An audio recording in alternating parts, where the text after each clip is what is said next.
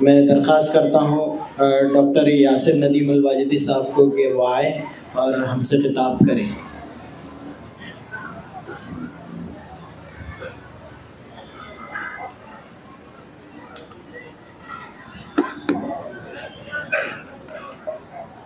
بسم اللہ الرحمن الرحیم، الحمد للہ رب العالمین، والصلاة والسلام على سید الانبیاء والمرسلین وعلى آلہ وصحبہ اجمعین، اما بعد،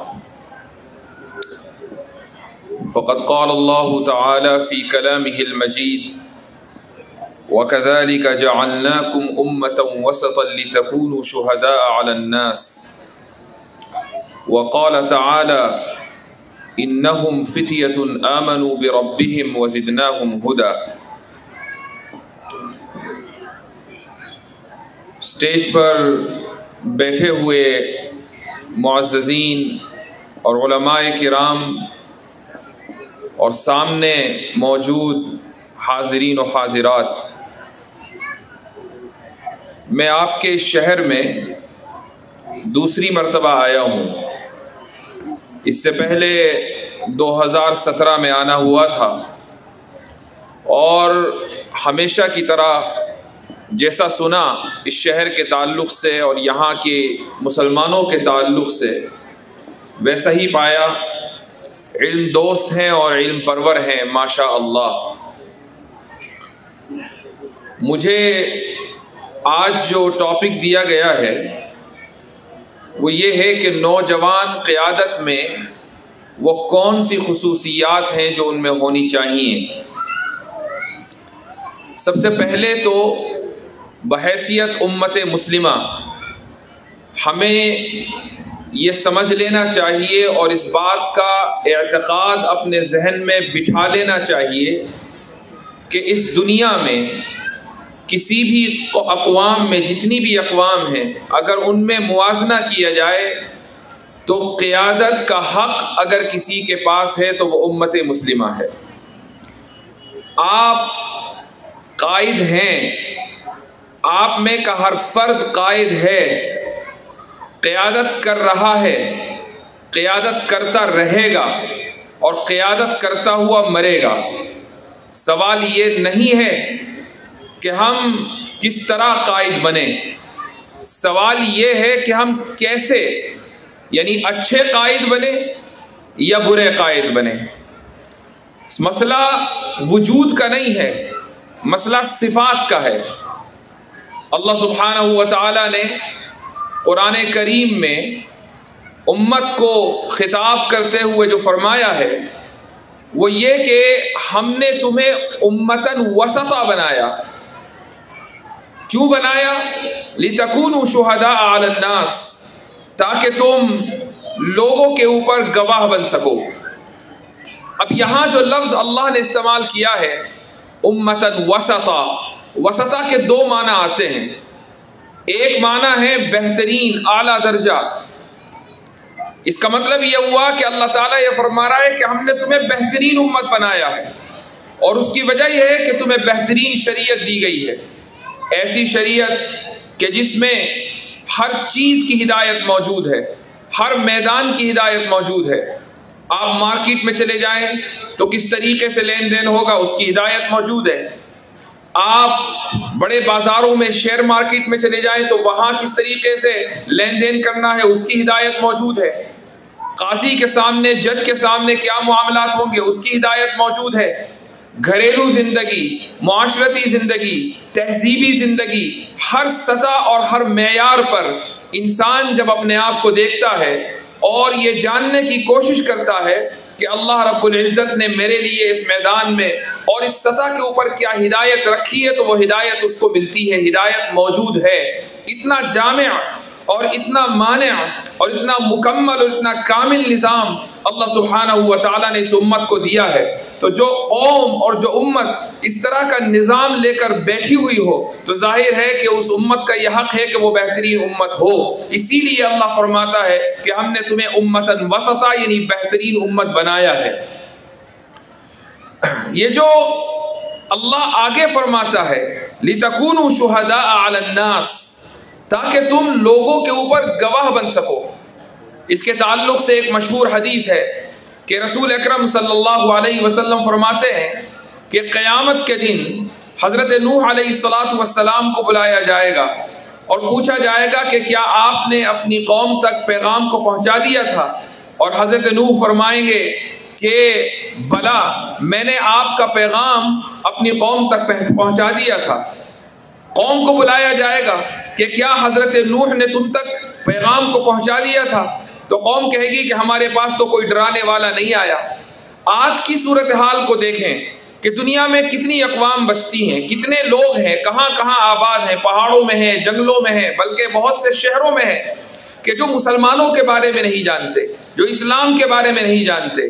کل کو روز قیامت میں جب ان سے یہ سوال ہوگا کہ کیا مسلمانوں نے، کیا امت مسلمہ نے اللہ کے پیغام کو تم تک پہنچایا، تو ان کا جواب یہی ہونے والا ہے کہ ہمارے پاس کوئی ڈرانے والا، کوئی خوشخبری دینے والا نہیں آیا، ہمیں یہ کوئی بتانے والا نہیں آیا کہ اسلام کیا چیز ہے، ہمیں یہ بتانے والا نہیں آیا کہ اللہ کا پیغام امت کے لیے کیا ہے، اس قوم کے لیے کیا ہے، انسانیت کے لیے کیا ہے، اس دنیا میں بھلائی کا راستہ کیا ہے، ہمیں کسی نے بتایا ہی نہیں۔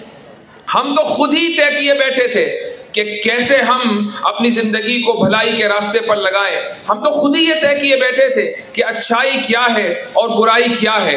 ہم خود یہ ڈیسائیڈ کرتے تھے کہ یہ چیز اچھی ہے اور یہ چیز بری ہے۔ ہمیں کوئی بتانے والا نہیں تھا کہ ہمارے مالک نے اور ہمارے خالق نے یہ طے کر دیا کہ یہ اچھائی ہے اور یہ برائی ہے۔ یاد کریں وہ موقع کہ جب ایک شخص نے حضرت سلمان فارسی رضی اللہ عنہ کا مذاق اڑایا اور کہا کہ تمہارے نبی نے تو اس چیز کی تعلیم دی ہے کہ باتھ روم کیسے استعمال کیا جائے۔ تو حضرت سلمان فارسی رضی اللہ عنہ نے دفاعی پوزیشن اختیار نہیں کی، بلکہ فرمایا بلا، اور یہ فرمایا کہ علمنا رسول اللہ صلی اللہ علیہ وسلم کل شیء حتی القراءہ، کہ رسول اللہ صلی اللہ علیہ وسلم نے ہمیں ہر چیز کی تعلیم دی ہے، یہاں تک کہ باتھ روم استعمال کیسے کرنا ہے اس کی بھی تعلیم دی ہے۔ تو ایک آدمی اگر اس سطح کے اوپر کہ جہاں اس کے علاوہ کوئی دوسرا نہیں ہے، وہ بالکل ایک دم پرائیویسی میں ہے، وہاں پر بھی اگر اسلام کی تعلیم موجود ہے تو آپ اندازہ لگائیں کہ ایک انسان جس سطح پر بھی جائے گا، پرائیویٹ لائف سے لے کر پبلک لائف تک، اسلام کی رہنمائی اس کے لیے میسر ہے اور اس کے لیے موجود ہے۔ اسی لیے اللہ فرماتا ہے کہ وَكَذَلِكَ جَعَلْنَاكُمْ أُمَّةً وَسَطًا۔ جب آپ بہترین امت ہیں تو پھر قیادت آپ کے پاس ہے، لیکن سوال یہ ہے کہ قیادت کا مطلب کیا ہے؟ قیادت کہتے کسے ہیں؟ کیا قیادت کا مطلب یہ ہے کہ آپ فوری طور پر دوسرے لوگوں کو ہانکنے لگے؟ کیا قیادت کا مطلب آمریت ہے؟ کیا قیادت کا مطلب ون مین شو ہے؟ کیا قیادت کا مطلب یہ ہے کہ آپ جو کہیں دن ہے تو دن ہو اور رات کہیں تو رات ہو؟ قیادت کا مطلب ہرگز یہ نہیں ہے۔ قیادت کا صرف اتنا مطلب ہے کہ آپ کو جو ذمہ داریاں تفویض کی گئی ہیں، چاہے وہ ذمہ داریاں اللہ کی طرف سے آپ کو تفویض کی گئی ہوں، اور چاہے وہ ذمہ داریاں معاشرے کی طرف سے آپ کو دی گئی ہوں، اور چاہے وہ ذمہ داریاں آپ کے خاندان کی طرف سے اور آپ کے بڑوں کی طرف سے آپ کو دی گئی ہوں، اور چاہے وہ ذمہ داریاں خود آپ نے اپنے لیے منتخب کی ہوں، ان ذمہ داریوں کو اپنی صلاحیت کے مطابق پورا کرنا اور بروئے کار لانا، یہی قیادت ہے۔ قیادت کا مطلب ہرگز حکومت کرنا نہیں ہے۔ قیادت کا مطلب یہ نہیں ہے کہ آپ کل سے ہی الیکشن میں کھڑے ہو جائیں اور خواب دیکھنے لگے کہ آپ کسی ملک کی قیادت کریں گے۔ قیادت کا مطلب یہ ہے کہ جو صلاحیتیں آپ کے حصے میں آئی ہیں، ان صلاحیتوں کو اچھے انداز سے پورا کرنا، ان صلاحیتوں ذمہ داریوں کو پورا کرنا، یہ قیادت ہے۔ اسی وجہ سے رسول اکرم صلی اللہ علیہ وسلم نے فرمایا تھا کہ کلکم راع وکلکم مسئول عن رعیتہ، کہ تم میں سے ہر شخص راعی ہے۔ راعی کا مطلب کیا ہے؟ راعی کا مطلب چرواہا، راعی کا مطلب حاکم نہیں ہے، راعی کا مطلب پریزیڈنٹ نہیں ہے، پرائم منسٹر نہیں ہے، چیف منسٹر نہیں ہے، ایم ایل اے یا ایم پی نہیں ہے۔ راعی کا مطلب ہے چرواہا۔ آپ صلی اللہ علیہ وسلم نے جو لفظ جس لفظ کا انتخاب فرمایا وہ ایک ایسا کام ہے کہ جس کے لیے کوئی بہت زیادہ اسکلز کی ضرورت نہیں ہے. آپ کو کوئی بی اے ایم اے اور بی ایڈ اور کوئی پی ایچ ڈی کرنے کی ضرورت نہیں پڑتی ہے کہ ہم بکریوں کو کس طریقے سے ہکائیں. ہر ایک آدمی یہ کام کر سکتا ہے. لیکن اگر چند بکریاں آپ کی ذمہ داری میں دی گئی ہیں اور آپ اپنی ذمہ داری کو صحیح طریقے سے ادا کر رہے ہیں تو پھر آپ قائد ہیں. اور اگر آپ چند بکریوں کی بھی ذمہ داری نہیں لے سکتے تو آپ قائد نہیں ہیں. کلکم راع وکلکم مسئول عن رعیتہ. ہر ایک سے اس کی رعیت کے بارے میں سوال کیا جائے گا. ایک باپ سے سوال ہوگا کہ اس نے اپنے بچوں کی تربیت کیسے کی. ایک ماں سے سوال ہوگا کہ اس نے اپنی ممتا میں اپنے بچوں کو بگاڑا تو نہیں. ایک دوست سے سوال ہوگا کہ اس نے اپنے دوستوں کو غلط راہ پہ لگایا تو نہیں. ایک استاد سے سوال ہوگا کہ اس نے کلاس روم میں اپنے بچوں کو تعلیم کس طریقے سے دی. ایک سیاستدان سے سوال ہوگا کہ اس نے اپنی سیاسی صلاحیتوں کو امت اور قوم کے لیے استعمال کیا یا نہیں. ہر طبقے سے اور ہر شخص سے سوال ہونا ہے روز قیامت میں. تو قیادت کا مطلب یہ نہیں ہے کہ آپ مثال دیں کسی ملک کی. مثلا نارتھ کوریا ہے. نارتھ کوریا کا جو لیڈر ہے اگر یہ کہا جائے کہ بھائی وہ بہت بڑا قائد ہے، کیوں؟ اس لیے کہ اس نے یہ طے کیا ہوا ہے کہ اس ملک کے جو لوگ ہیں وہ ہیئر اسٹائل کیسے رکھیں گے، وہ کس وقت اٹھیں گے، کس وقت سوئیں گے، کیا کھائیں گے، کیا پیئیں گے، کس دن روئیں گے، کس دن ہنسیں گے. یہ سارا کا سارا نظام وہاں طے کیا ہوا ہے. تو اب اگر کوئی یہ کہنے لگے کہ اس سے مضبوط تو کوئی قائد ہے ہی نہیں، تو اسلامی اصولوں اور معیاروں کے اوپر وہ دنیا کا سب سے فیل قائد ہے. اس لیے کہ جو ذمہ داری اس کو دی گئی ہے وہ ذمہ داری اس نے حسن و خوبی کے ساتھ ادا نہیں کی. ہاں، ایک شخص کے جس کے ذمے 5 بکریاں ہیں اور وہ 5 بکریوں کی ذمہ داری ادا کر رہا ہے وہ اس لیڈر سے زیادہ بہتر قائد ہے چونکہ اس نے اپنی ذمہ داری کو حسن خوبی سے ادا کیا ہے. تو قیادت کا مطلب صرف اپنی ذمہ داریوں کو ادا کرنا ہے. تو میرے بھائیوں، ہماری ذمہ داری کیا ہے؟ اللہ سبحانہ و تعالی سورہ کہف میں کچھ نوجوانوں کے بارے میں بتاتا ہے. وہ کہتا ہے کہ انہم فتیۃ آمنوا بربہم وزدناہم ھدی. فتیہ کا جو لفظ ہے یہ پلورل فارم ہے اور اس کی سنگولر آتی ہے فتح. فتح کے معنی آتے ہیں نوجوان. کچھ نوجوان ہیں، انہم فتیۃ، کچھ نوجوان ہیں، ینگ مین ہیں، ینگ بلڈ ہیں ان میں. انہوں نے کیا کیا؟ آمنوا بربہم، وہ اپنے رب کے اوپر ایمان لائے. وزدناہم ھدی، اور ہم نے ان کی ہدایت میں اضافہ کر دیا. لہذا ہمارے نوجوانوں کے کچھ کرنے کے کام ایسے ہیں جن کو سورہ کہف میں اشارتاً اللہ سبحانہ و تعالی نے بیان کر دیا. اور اگر ہمارے نوجوان، بچے، بوڑھے، مرد اور عورتیں ان کاموں پر عمل کر لیں، ان ہدایات کے اوپر عمل کر لیں تو حق کے قیادت ادا کر دیں گی اور اللہ سبحانہ و تعالیٰ کے سامنے ہر شخص روز قیامت میں سرخرو ہوگا. وہ کیا ہے کرنے کے کام؟ سب سے پہلا کام تو یہ کہ کچھ کرو، ہاتھ پر ہاتھ دھر کر نہ بیٹھو، حالات کی ستم ظریفی کا شکوہ نہ کرو. یہ مت سوچو کہ حالات بڑے سخت ہو گئے، یہ مت سوچو کہ ہر طرف ظلم ہو رہا ہے، یہ مت سوچو کہ وسائل نہیں ہیں، یہ مت سوچو کہ راستے بند ہیں، یہ مت سوچو کہ میں کیسے کروں گا، میرے پاس چلنے کا طریقہ نہیں ہے، میرے پاس کوئی گائیڈنس نہیں ہے. گائیڈنس موجود ہے. اٹھو اور کام کرو، ہاتھ پر ہاتھ رکھ کر نہ بیٹھو. اس آیت میں اللہ سبحانہ و تعالیٰ فرماتا ہے یہ جو نوجوان ہیں ان نوجوانوں نے اپنے کرنے کا کام کیا اور وہ کیا تھا؟ آمنوا بربہم. ان کے کرنے کا کام یہ تھا کہ وہ اپنے رب پر ایمان لے آئے. چنانچہ وہ اپنے رب پر ایمان لے آئے. پھر اللہ کے کرنے کا کام شروع ہوا. اللہ کا کام کیا تھا؟ وزدناہم ھدی. ہم نے ان کی ہدایت میں اضافہ کیا. اگر یہ نوجوان ایمان نہ لائے ہوتے تو کیا اللہ سبحانہ و تعالیٰ ان کی ہدایت میں اضافہ کرتا؟ پھر یہ ایمان لائے پہلے اللہ سبحانہ و تعالیٰ نے ان کی ہدایت میں اضافہ کیا. نئی رینج ہے اسی طریقے سے موقع پر اللہ عز و جل فرماتا ہے کہ ان تنصر ریڈی میڈ مولڈنگز ہے وال پہ جو فرینچ مولڈنگ چل رہی ہے اللہ کی مدد کرو گے تو وہ تمہاری مدد کرے گا. لیکن پہلے تم پھر یہ کچن پہ لگانے کے لیے کچن ٹیبل پہ لگانے کے لیے کچن رولز اللہ کی مدد تمہارے لیے آئے گی. اگر تم ہاتھ پر ہاتھ دھرے بیٹھے رہو گے اور یہ سوچتے رہو گے کہ اللہ کی مدد کب آئے گی، متى نصر اللہ، مدد تو آ نہیں رہی ہے، اپنے کمرے سے نہیں نکلنا ہوں، اپنے حجرے سے نہیں पास। निकल रहा हूँ, मैं अपने घर से नहीं निकल रहा हूँ, मैं सड़क पर नहीं जा रहा हूँ, और मैं घर में बैठा ये सोच रहा हूँ, प्लानिंग कर रहा हूँ कि जब अल्लाह की मदद आएगी तो मैं फला काम करूंगा, फला काम करूंगा, तो सुबह क़यामत तक आप कोई काम नहीं कर पाएंगे। तो हर नौजवान के लिए, बल्कि हर शख्स के लिए, अगर वो सही कायद बनना चाहता है क़यादत के मनसब पर, तो अल्लाह ने उसको फाइज कर ही दिया है बहैसियत उम्मत मुस्लिमा के फर्द होने के। लेकिन अगर वो सही तरीके से क़यादत का हक अदा करना चाहता है तो उसको कुछ ना कुछ अपनी ज़िंदगी में हरकत करते रहना होगी।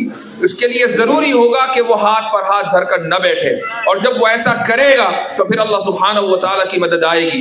दरवाजे खुलेंगे, अगर एक बंद होगा तो दूसरा खुलेगा, रास्ते खुलेंगे, अगर एक बंद होगा तो दूसरा खुलेगा, रहनुमाई मिलेगी, गाइडेंस मिलेगी, ये सारी की सारी चीज़ें होंगी, लेकिन कुछ करना पड़ेगा उसके लिए।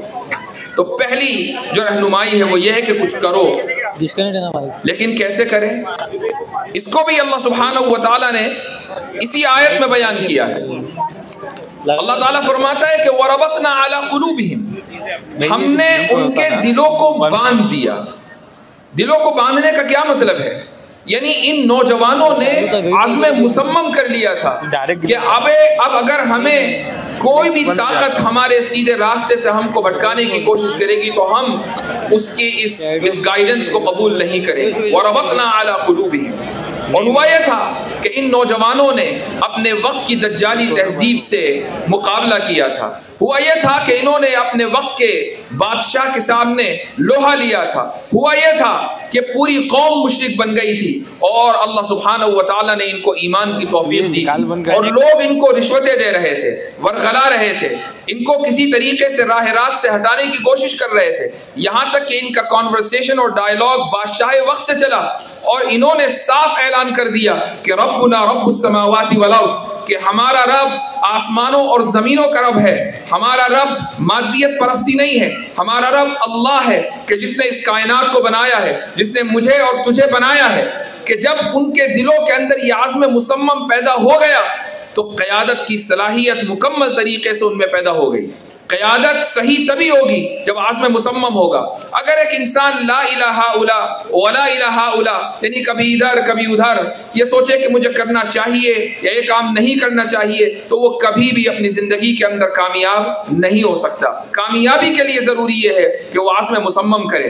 रबतना अला कुलूबिहिम, हमने उनके दिलों को बांध दिया। जो चीज़ बंधी हुई नहीं होती हवा के झोंकों से उड़ जाती है, लेकिन जब आप उसको किसी चीज़ से बांध देते हैं तो चाहे कितने तूफान क्यों ना आए, वो चीज बंधी रहती है और उड़ती नहीं है। लेकिन मेरे भाइयों, ये भी याद रखें कि जब आप क़यादत करने के लिए खड़े होंगे और दूसरों की रहनुमाई करेंगे, आप रास्ते को लीड करेंगे, तो फिर परेशानियों के लिए, मसाइब के लिए, मुश्किलात के लिए तैयार हो जाइए। इमाम अहमद इब्न हम्बल रहीमहुल्लाह महज एक स्कूल ऑफ थॉट के इमाम नहीं थे, बल्कि वो उम्मत मुस्लिमा के बहुत से कायदीन में एक नुमाया नाम है। इमाम अहमद इब्न हम्बल रहीमहुल्लाह का जो कारनामा है, जहाँ उनके बहुत से कारनामे हैं, एक कारनामा उनका हुकूमत वक्त से मुअतज़िला के ताल्लुक़ से टक्कर लेना है। उनके ऊपर दो हालात आए। पहला मौका उस वक्त आया जब मुअतसिम ने इमाम अहमद इब्न हम्बल को बुलाया और कहा कि आप अपने मौक़िफ़ के अंदर तब्दीली ले आएँ, आप मुअतज़िला के ताल्लुक़ से नरम रुख इख्तियार करें, आप कुरान को कलाम कदीम कहना छोड़ दें, आप बिल्कुल वही तरीका इख्तियार करें या कम से कम खामोश हो जाएं। अगर आप अपने मौक़िफ़ में तब्दीली ले आएंगे तो आपकी हैसियत मेरे दरबार में वही होगी जो वली अहद की है। इमाम अहमद इब्न हम्बल रहीमहुल्लाह ने इस पेशकश को ठुकरा दिया, और उसके बाद शुरू हुआ ताज़ीब का वो दौर कि एक एक कोड़ा इस तरीके से लगता था कि खुद जल्लाद ये कहता है कि अगर वो कोड़ा हाथी पर मारा जाता तो हाथी भाग जाता। इस तरीके से इमाम अहमद इब्न हम्बल रहीमहुल्लाह के ऊपर हालात आए। मुअतसिम का इंतकाल हुआ, मुतवक्किल खलीफा बना, और उसको यह अजीब इत्तेफाक है कि अपने आबा व अजदाद के अकीदे से बैर था। वो इमाम अहमद इब्न हम्बल रहीमहुल्लाह का मुरीद हुआ, और इमाम अहमद इब्न हम्बल रहीमहुल्लाह को जेल से छोड़ा और उनके घर पर पहुंचाया। और उसके बाद सूरत हाल ये हो गई کہ کہاں تو امام احمد ابن حنبل کے پاس کھانے کو کچھ نہیں تھا، کوڑے برس رہے تھے، اور کہاں ہر روز اشرفیہ آ رہی ہیں۔ تو امام احمد کے صاحبزادے عبداللہ ابن احمد یہ فرماتے ہیں کہ میرے والد یہ کہتے تھے کہ یہ جو دور آیا ہے متوکل کے دور میں، کہ جب میرے پاس روزانہ اشرفیہ آ رہی ہیں، مجھے یہ لگتا ہے کہ یہ زیادہ بڑا امتحان ہے۔ تو امتحان ہر قائد کے سامنے آنا ہے، چاہے وہ امتحان مال و دولت کی صورت میں ہو اور چاہے وہ امتحان مصائب اور مشکلات کی صورت میں ہو۔ امام احمد بن حنبل رحمہ اللہ دونوں طریقے کے امتحانوں سے گزرے ہیں۔ تو میرے بھائیوں، اگر قیادت کرنی اور کرنی ہی پڑے گی، چونکہ اللہ سبحانہ و تعالیٰ نے بنایا ہی قائد ہے، تو بس سوال اس کا ہے کہ ہم اچھے قائد کیسے بنے۔ تو اگر اچھے طریقے سے قیادت کرنی ہے تو پھر اس امت کے جو قائدین ہیں ان کا جو نمونہ ہے، ان کی زندگی ہے، اس کو سامنے رکھنا پڑے گا۔ اس امت کے جو قائدین ہیں ان کے سامنے چیلنجز آئے تھے تو چیلنجز کے لیے تیار رہنا پڑے گا۔ اس امت کے قائدین نے کبھی شکایت نہیں کی، یہ نہیں کہا کہ ہم کب تک کوڑے کھائیں گے، یہ نہیں کہا کہ ہم کب تک جیل کی سلاخوں میں پڑے رہیں گے، یہ نہیں کہا کہ کب تک حالات ایسے ہی رہیں گے، یہ نہیں کہا کہ متى نصر اللہ، یہ کہا کہ ہم قیادت کا حق ادا کرتے رہیں گے۔ اللہ رب العزت نے جو ذمہ داری ہمیں دی ہے اس ذمہ داری کو ادا کرتے رہیں گے، اور آخرت میں اللہ سبحانہ و تعالیٰ کے سامنے اس طریقے سے پیش ہوں گے کہ اللہ رب العزت ہم سے خوش ہوگا اور ہم سے راضی ہوگا۔ جب ذہن میں ہر نوجوان کے یہ ہو کہ مجھے عزم مصمم کر لینا ہے، خواہ میرے راستے میں کتنے ہی روڑے کیوں نہ آئیں، مجھے عزم مصمم کر لینا ہے، چاہے دروازے کتنے ہی بند کیوں نہ ہو، مجھے عزم مصمم کر لینا ہے، چاہے مجھے راستہ نہ نظر آ رہا ہو اور ہر طرف گھٹا ٹوپ اندھیر ہو، اس کے باوجود میں عزم مصمم کرتا ہوں، تو یہ دعویٰ ہے، یہ یقین ہے کہ کچھ دنوں کے بعد راستے کھلیں گے، رہنمائی ملے گی، منزل نظر آئے گی، لیکن یہ ضروری ہے کہ وہ عزم مصمم کرے۔ اسی کو اللہ سبحانہ و تعالیٰ فرماتا ہے کہ وَرَبَطْنَا عَلَى قُلُوبِهِمْ۔ تیسری جو اہم ہدایت ہے اور اس کا تعلق ہمارے دور سے ہے، وہ یہ ہے کہ میرے بھائیوں، یہ دور مادیت پرستی کا دور ہے، اور جب ہم مادیت پرستی کی بات کرتے ہیں تو اس کا مطلب یہ ہوتا ہے کہ ہم اپنا تعلق روحانیت سے ختم کر کے اس دنیا ہی کو اصل الاصول مان لیں، اس دنیا کی ترقی کو ہی اپنا مقصد تسلیم کر لیں۔ یہ یاد رکھیے کہ دنیا ہماری خادم ہے، لیکن جب خادم کو مخدوم کا درجہ دیا جانے لگے تو پھر وہ خادم خدمت نہیں کرتا، بلکہ وہ جس نے اس کو مخدوم بنایا ہے وہ اس کی خدمت کرنے لگتا ہے۔ دنیا کو حاصل کرنا برا نہیں ہے، دنیا سے خدمت لینا برا نہیں ہے، لیکن خادم کو خادم رکھتے ہوئے اس سے خدمت لینا یہ ضروری ہے۔ امام غزالی رحمہ اللہ نے ایک بہت خوبصورت مثال ذکر کی ہے، وہ یہ فرماتے ہیں کہ ایک آدمی اگر کشتی سے ایک ندی پار کرتا ہے، ایک کنارے سے دوسرے کنارے جاتا ہے، تو اس کی یہ کوشش رہے گی کشتی والے کی کہ پانی کشتی میں نہ آئے، چونکہ اگر پانی کشتی میں آ گیا تو کشتی ڈوب جائے گی۔ اسی طریقے سے دنیا ایسا ہے جیسا کہ پانی، اور کشتی کی مثال ہے دل۔ اگر دنیا کی محبت دل کے اندر آ جائے تو دل ڈوب جائے گا، لیکن اگر دنیا باہر رہے اور دل میں اس دنیا کی محبت نہ آئے تو انشاءاللہ یہ دل اس دنیا کی جو ندی ہے اس کو پار کر کے اللہ رب العزت کے سامنے پیش ہو جائے گا۔ تو دنیا کا حاصل کرنا برا نہیں ہے، لیکن دنیا کو خادمیت کے درجے سے ہٹا کر اس کو مخدوم بنا لینا یہ اصل نحوست ہے، اور یہی مادیت پرستی ہے۔ آج کے دور میں ہو کیا رہا ہے؟ آج کے دور میں یہی ہو رہا ہے کہ نوجوان یہ سمجھتے ہیں کہ میں اچھا ہوں اس لیے کہ میرے پاس اتنے پیسے ہیں، میں اچھا ہوں اس لیے کہ میرے پاس فلاں ڈگری ہے۔ نہیں، آپ اچھے اس لیے ہیں کہ آپ کا تعلق اللہ سے ہے، آپ اچھے اس لیے ہیں کہ آپ نے اس اچھائی کے پیمانے کو اختیار کیا ہے کہ جو پیمانہ رسول اکرم صلی اللہ علیہ وسلم کا دیا ہوا ہے۔ آپ اچھے اس لیے ہیں کہ آپ نے برائی کے اس پیمانے سے اپنے آپ کو دور رکھا ہے کہ جو پیمانہ اللہ اور اللہ کے رسول نے طے کر دیا۔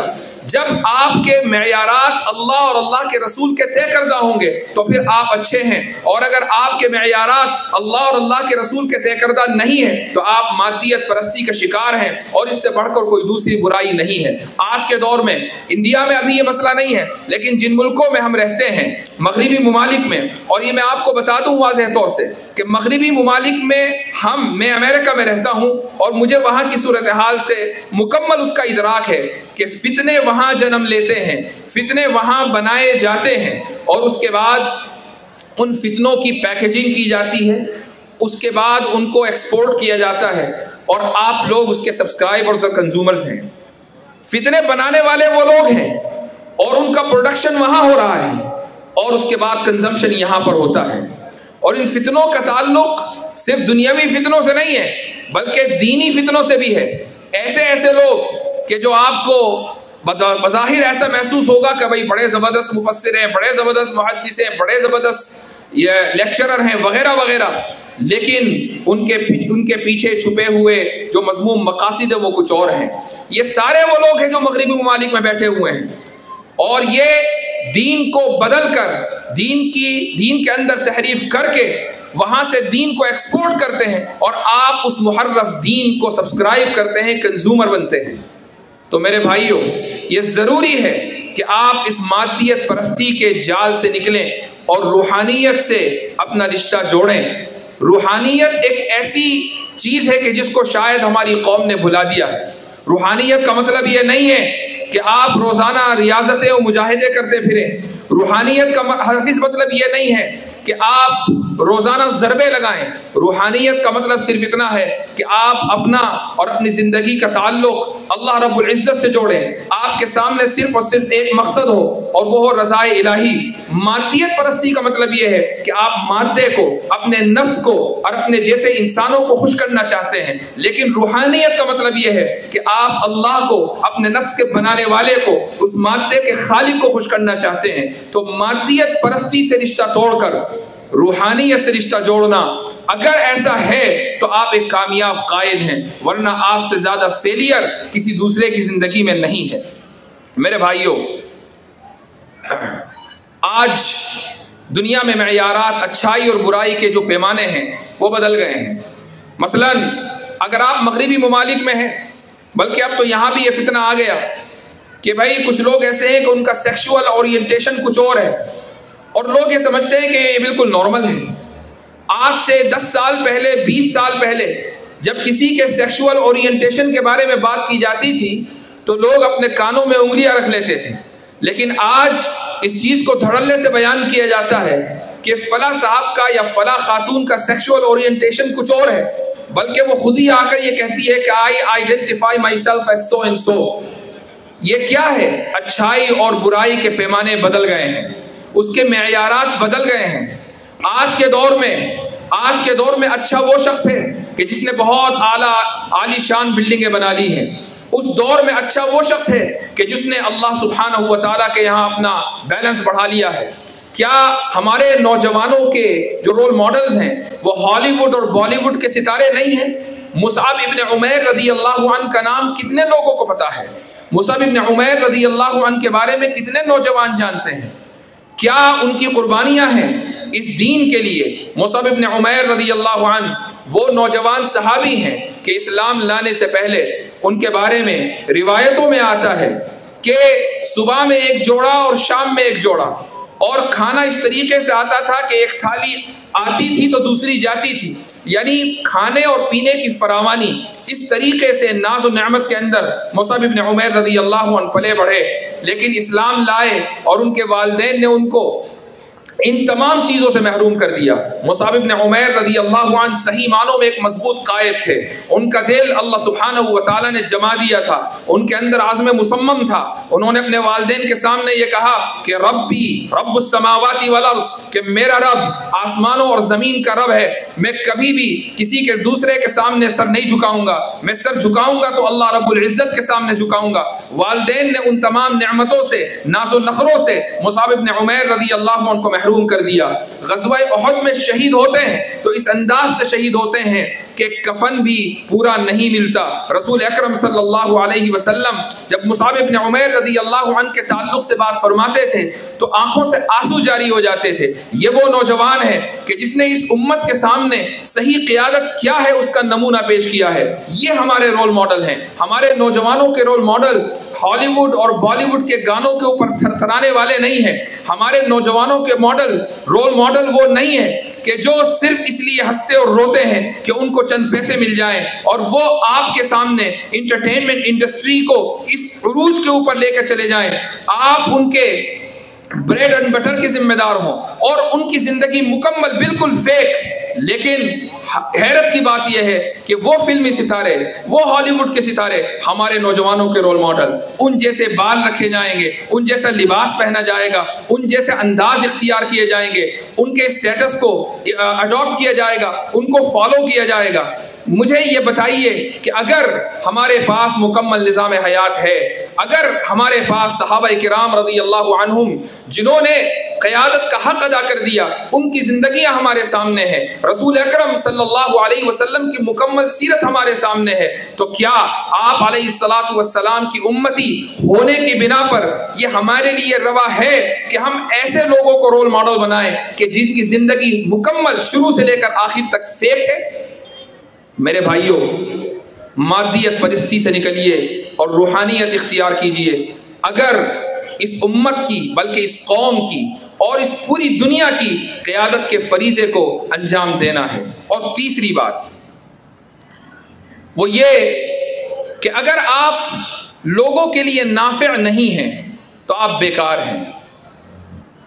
قرآن کریم میں اللہ سبحانہ و تعالیٰ فرماتا ہے فَأَمَّا الزَّبَدُ فَيَذْهَبُ جُفَاءً وَأَمَّا مَا يَنْفَعُ النَّاسِ فَيَمْكُثُ فِي الْأَرْضِ، کہ جو جھاگ ہے وہ تو ویسے ہی رہ جاتا ہے، لیکن جو چیز نفع دیتی ہے وہ زمین میں باقی رہتی ہے۔ اگر آپ زمین میں باقی رہنا چاہتے ہیں تو آپ کو نافع بننا پڑے گا۔ ایک انسان کے دو ہی سٹیٹس ہیں، یا تو یہ کہ وہ نافع ہے یا پھر یہ کہ وہ ضار ہے۔ اگر وہ نافع ہے، نفع پہنچا رہا ہے، تو اس کا مطلب یہ ہے کہ وہ نقصان دہ نہیں ہے، وہ ضار نہیں ہے۔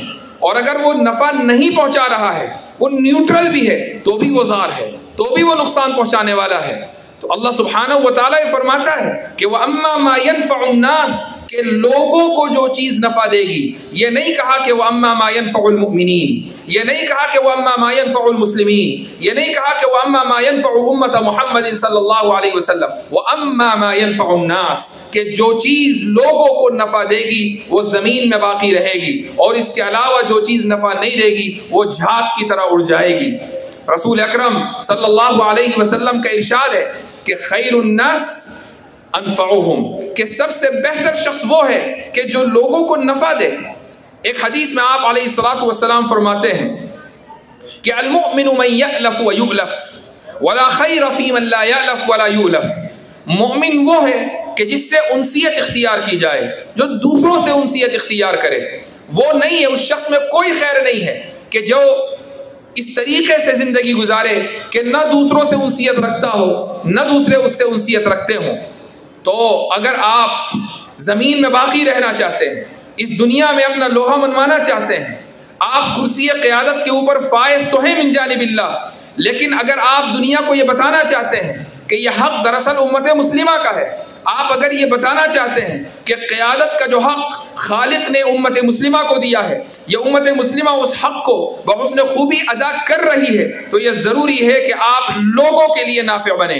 اور جب ہم یہ کہتے ہیں کہ لوگوں کے لیے نافع بنیں تو اس کا مطلب یہ نہیں ہے کہ صرف آپ مسلمانوں کے لیے نافع بنیں، چاہے وہ غیر مسلم ہو، چاہے وہ کسی بھی مذہب، ملک، ملت، زبان، کلر سے وابستہ ہو۔ آپ کا نفع اس طریقے سے متعدی ہو کہ پوری دنیا اس سے نفع حاصل کرے، تو پھر آپ قائد ہیں۔ اگر آپ کا نفع صرف آپ کے محلے تک موقوف ہے، آپ کا نفع صرف آپ کے گھر تک موقوف ہے، آپ کھاتے ہیں، کماتے ہیں، یقیناً اپنے گھر والوں کو نفع پہنچاتے ہیں، لیکن وہ نفع امت کے لیے نہیں ہے، ملت کے لیے نہیں ہے، ملک کے لیے نہیں ہے، آپ کے پڑوسیوں کے لیے نہیں ہے، برادران وطن کے لیے نہیں ہے، تو پھر آپ قیادت کا فریضہ انجام دینے کا خواب چھوڑ دیجیے۔ اچھا قائد وہ ہے کہ جو پوری انسانیت کے لیے نافع ہو۔ اسی لیے ان آیتوں میں اور ان احادیث میں مسلمین اور مومنین کا لفظ استعمال ہی نہیں ہوا. ان آیات و احادیث میں الناس کا لفظ استعمال ہوا ہے. اور آخری ہدایت جو ایک انسان کو اچھا قائد بناتی ہے وہ ہے ایکسلنس. ایکسلنس کا مطلب یہ ہے کہ آپ جو بھی کام کر رہے ہیں یہ کوشش ہونی چاہیے کہ میں اس کام کو اعلیٰ ترین کوالٹی کے اوپر لے جا کر کروں. مثلا آپ کا کوئی لائف اسٹائل ہے, مثال کے طور پر دبئی کو لے لیجئے. ایک بڑی تعداد دبئی گئی ہے اور دبئی جانا پسند کرتی ہے, دبئی میں رہنا پسند کرتی ہے. کیوں؟ لائف اسٹائل کی کوالٹی ہے, انہوں نے اس کوالٹی کو مینٹین کیا ہے. وہ کوالٹی آپ کو اورنگ آباد میں نہیں ملے گی, وہ کوالٹی آپ کو دہلی ممبئی میں نہیں ملے گی. دبئی میں جو لائف اسٹائل ہے اور جو کوالٹی ہے وہ آپ کو دبئی میں ملے گا. سوئٹزرلینڈ میں جو لائف اسٹائل اور کوالٹی ہے وہ آپ کو اسی ملک میں ملے گا. اسی لیے لوگ ان ملکوں میں جا کر وہاں رہنا, وہاں گھومنا پسند کرتے ہیں, چونکہ کوالٹی ہے, ایکسلنس ہے. اسی طریقے سے طب کے میدان میں لے لیجئے, جب گھر میں کوئی بیمار ہوتا ہے تو آپ یہ نہیں دیکھتے کہ محلے کا سب سے خراب ڈاکٹر کون ہے, اس کو لے جا کر دکھائیں گے, نہیں, بلکہ دیکھتے ہیں کہ شہر کا سب سے بہترین ڈاکٹر کون ہے. یہ جو بہترین ڈاکٹر کا سوال ذہن میں آتا ہے وہ اس لیے آتا ہے کہ فطرت اس بات کی متقاضی ہے کہ ہر چیز کے اندر کوالٹی اور اعلیٰ ترین کردار ہونا چاہیے. اگر ڈاکٹر ہو تو بہترین ڈاکٹر ہو, انجینئر ہو تو بہترین انجینئر ہو, یہاں تک کہ اگر بچر ہے تو وہ بھی بہترین بچر ہونا چاہیے. اور یہ مثال میں نے اس لیے دی چونکہ رسول اکرم صلی اللہ علیہ وسلم نے کچھ اسی طریقے کی مثال دی ہے. آپ فرماتے ہیں کہ ان اللہ کتب الاحسان علی کل شیء, اللہ سبحانہ و تعالیٰ نے ہر چیز میں ایکسلنس کو واجب قرار دے دیا ہے. ہر چیز, جو بھی چیز کرنی ہے اس کو اچھے انداز سے کرنا ہے. اور آپ فرماتے ہیں کہ فَإِذَا ذَبَحْتُمْ فَأَحْسِنُوا الذِّبْحَ, کہ جب تم کسی جانور کو ذبح کرو تو اچھے طریقے سے ذبح کرو.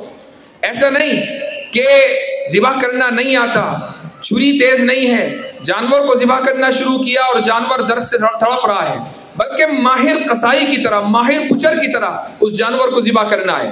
اب بچری یعنی ایک آدمی اگر قصائی ہے تو اس کے لیے ضروری تو نہیں ہے کہ اس نے اس میدان میں پی ایچ ڈیاں کی ہوں, یہ ضروری تو نہیں ہے کہ وہ اس میدان کے لیے باقاعدہ یونیورسٹیاں گیا ہو, کالج گیا ہو. ایک آدمی جب ایک کام کرتا رہتا ہے تو اس کو وہ کام کرنا آ جاتا ہے. تو آپ صلی اللہ علیہ وسلم نے مثال بھی وہ دی کہ جو کام ہر انسان کر سکتا ہے, یہ کسی ایسا نہیں ہے کہ صرف ایک خاص طبقہ کرے گا اور دوسرا طبقہ اس سے محروم رہے گا. انجینئر اگر آپ بن گئے تو اب آپ ڈاکٹر بننا بہت مشکل ہے, اور ڈاکٹر بن گئے تو انجینئر بننا بہت مشکل ہے. لیکن انجینئر اور ڈاکٹر, آئی ٹی پروفیشنل اور ٹیچر, معلم, چاہے کوئی بھی پروفیشن ہو, لیکن بقرعید کے موقع پر ہم پورے نہ صحیح آدھے قصائی تو ہم سب بنی جاتے ہیں. تو آپ صلی اللہ علیہ وسلم نے جو مثال دی ہے وہ دی ہے کہ جس کا تعلق معاشرے کے ہر طبقے سے ہے. اگر اس میں ایکسلنس مطلوب ہے تو پھر وہ خاص اور جو خصوصی جو میدان ہے, اختصاص جن کو کہا جاتا ہے, میڈیکل فیلڈ ہے, آئی ٹی پروفیشن ہے, یا اس کے علاوہ کوئی بھی گورنمنٹ جابز ہیں, اس میں اگر آپ ایکسلنس اختیار نہیں کریں گے تو آپ لوگوں کے لیے نافع نہیں بن سکتے. تو میرے بھائیوں, قیادت کے منصب پر تو اللہ سبحانہ و تعالیٰ نے ہمیں فائز کر دیا ہے. اب یہاں صرف اتنی بات رہ جاتی ہے کہ ہم اچھے قائد کیسے بنیں. اگر ہم سورہ کہف کی اس آیت کو سامنے رکھیں اور ان نوجوانوں کی زندگی کو ذہن میں لے کر آئیں کہ جنہوں نے اپنے وقت کی تہذیب سے لوہا لیا تھا اور جنہوں نے ڈنکے کی چوٹ پر یہ اعلان کر دیا تھا کہ ربنا رب السماوات والارض, اور انہوں نے قیادت کا حق ادا کر دیا تھا, تو اگر آپ ان کی زندگی کو سامنے رکھیں, سورہ کہف کو سامنے رکھیں, تو آپ یقین جانیں کہ بہترین قائد ہوں گے, اور پوری دنیا کے لیے, صرف اپنے محلے اور اپنی قوم و ملت کے لیے نہیں بلکہ پوری دنیا کے لیے اب نافع ہوں گے. لیکن اگر آپ یہ سوچتے رہیں کہ نہیں ہم اس دنیا میں آ گئے, یہاں ہمیں آ کر کچھ کھانا ہے, کچھ پینا ہے, کمانا ہے اور ایک دن یوں ہی نکل کر چلے جانا ہے, تو قیادت کے منصب کے ساتھ آپ غداری کریں گے, بے وفائی کریں گے. چونکہ یہ منصب آپ کو عطا کر دیا گیا, اب ذمہ داری یہ ہے کہ اس کو حسن و خوبی کے ساتھ کیسے ادا کرنا ہے.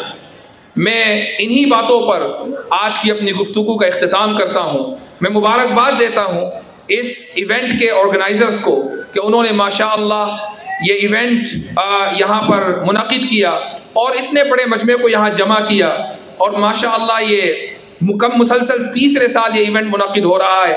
پچھلے سال ان حضرات نے مجھ سے رابطہ کیا تھا اور خواہش ظاہر کی تھی کہ میں اس ایونٹ میں شرکت کروں، لیکن میں وہاں سے اس وقت سفر کر کے نہ آ سکا.